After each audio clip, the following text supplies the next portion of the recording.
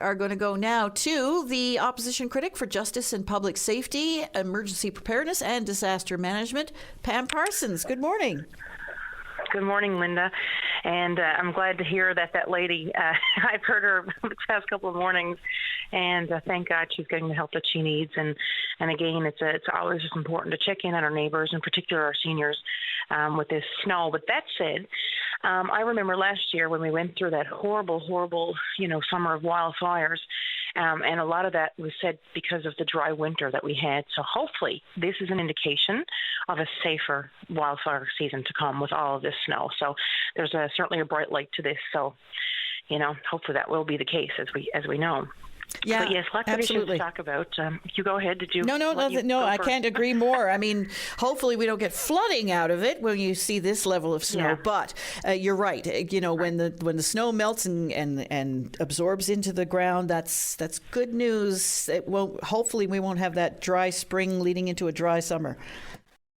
Right, and a heartfelt thank you to, of course, the men and women who are on the front lines. They're out there, they're snow clearing. They're out there in the conditions that when most of us seek shelter and to stay in safe. And so hats off to them, and hopefully they're safe in doing their work. But we can all appreciate, of course, that the work that they are doing. But on another note, a couple of topics I'd like to discuss. The MOU, I really want to talk about that, because it's just too big of an issue not to talk about it. And unfortunately, we have not heard much about this lately at all. Unfortunately, it seems to be hidden away behind a curtain. But this is a huge, huge topic, and I find it fearful just to not talk about this. Because in my opinion, and based on what the experts have said, what we've learned, this is a situation. It will go down in history. It will go in the history books of Newfoundland and Labrador, of the thing that took us out of this, the state that we are in now, to prosperity, or it will go in as probably one of the biggest missed opportunities in our history of Newfoundland and Labrador. I just think it's too big not to ignore. Dennis Brown, I've heard many interviews that he's recently done. He makes amazing points to say, the Premier or anyone does not have a right to shut the Newfoundland and Labrador public out of what's going on. We need to know what's happening with the definitive agreements, with the negotiating team. And again, it will also go and rectify the wrongs of 1969. As we know, we stand to gain $1 billion. Right up until the expiration, that contract doesn't expire until 41, as we know. But this would even go back and rectify and even give us, money in our coffers now. Imagine if our finance minister had $1 billion to work with this coming budget. We know we're going to see a budget come down soon this spring, which happens every year, of course, in our province. But it's significant. We need to know what's happening. I think it's just not doing justice to the people of Newfoundland and Labrador just to simply run out the clock on this and to come and say, oh, it's not a good deal. Premier Wakeham went on and talked about an independent panel. Well, I will say, you don't get any more independent than experts, international experts that we had from J.P. Morgan, along with the other experts that we had. Also, we had them on the floor of the House of Assembly, to answer questions from every member in that House of Assembly, all parties, independents, to answer questions. And these are the experts. And of course, as we know, the 1969 deal did not have that expertise. Unfortunately, the government of the day did not bring in experts. From what I understand, it was negotiated by the politicians of the day, which, as we know, politicians are not experts in these fields. But we had that professional expertise in there. There were a number of boards to even set up to even scrutinize the deal, or the MOU, because again, it's simply an MOU, a memorandum of understanding, to get to a place to decide if we were going to go ahead and determine definitive agreements. But I hear from my constituents about people who can't pay their power bills, people who are struggling, who are going to food banks, who never had to rely on food banks before. We have to take and know what that would mean to bring us to get this money. We stood to gain $250 billion over the life of the deal. You can imagine what that would do for the cost of living measures. Our power bills, Linda, and what many people don't know, we are receiving rate mitigation from Ottawa, from the federal government. That's right, the federal Liberal government gave us rate mitigation. We see $500 million come to Newfoundland every year to offset our power bills. Now, just think about that. I'll take your mind back prior to, say, when Stephen Harper was in government. We remember that government took away, because of the feud with the PC government that was in place at the time and the conflict that we had, Stephen Harper took away from this province.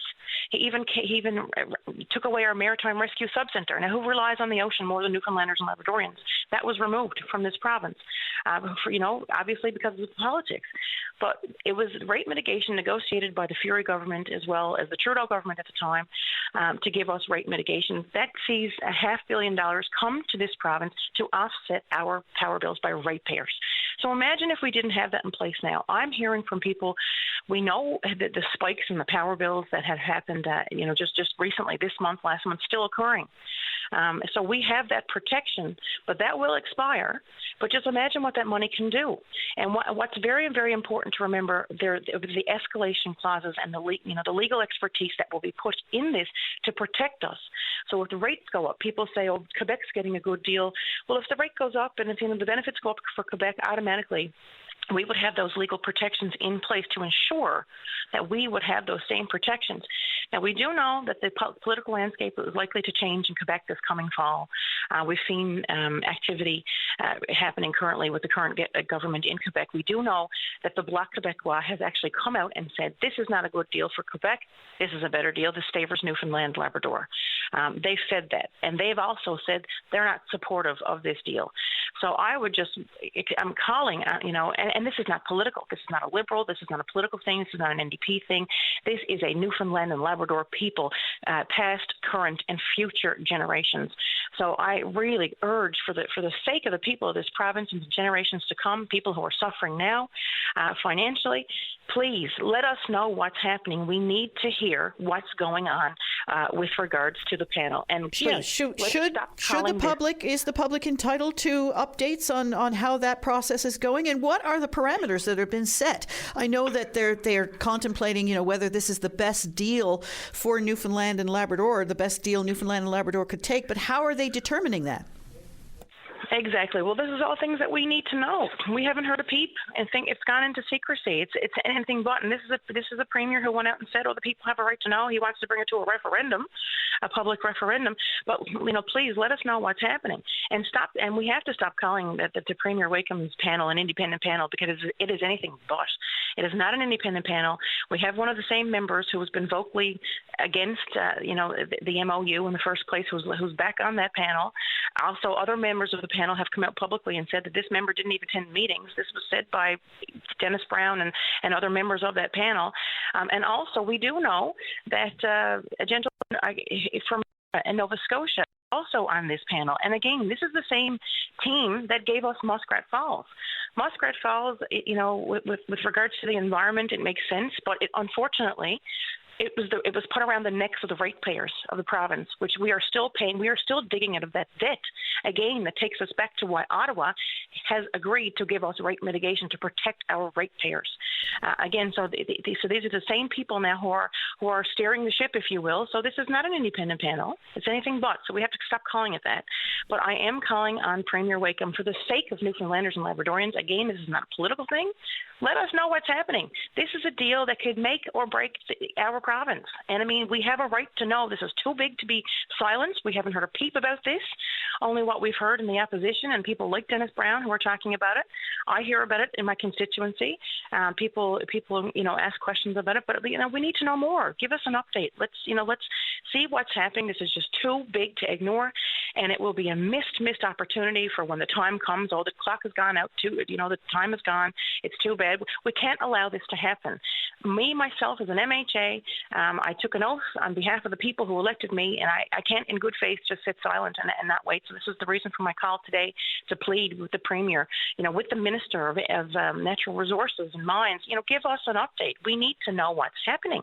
This is just too big to ignore. And you know what? I really wish that there was more conversation about this past year when that MOU was first signed last year, because people need to know what's happening. And that was one of the biggest things I heard on the campaign trail. We need to know more about it. Pam, just before there's a lot of fear-mongering around it, but yeah. Before we go to a break, I need to ask you this one question, because you're the former Minister of Women and Gender Equality. What do you make of the move now of moving it under the purview of the Minister of Health and Community Services? Well, the Minister for Health and Community Services, also the Minister for Reconciliation, as well as Labrador Affairs, now has another portfolio for women and gender equality. When I served as minister on that, and my colleague Sherry Gammon-Walsh served, it was an independent standalone portfolio. And I know the demands that, as you said earlier in your preamble, it's not just gender-based violence, but it's also, the pay equity is under that portfolio, and also capital ventures and many other other topics serve under that portfolio. Again, I feel I'm concerned for my colleague, Minister Evans.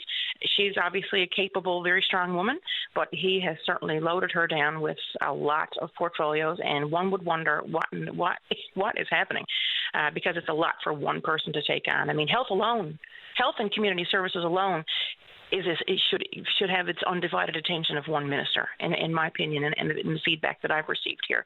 As we know, healthcare and the Health Accord, which was on its way to reform our model of delivery.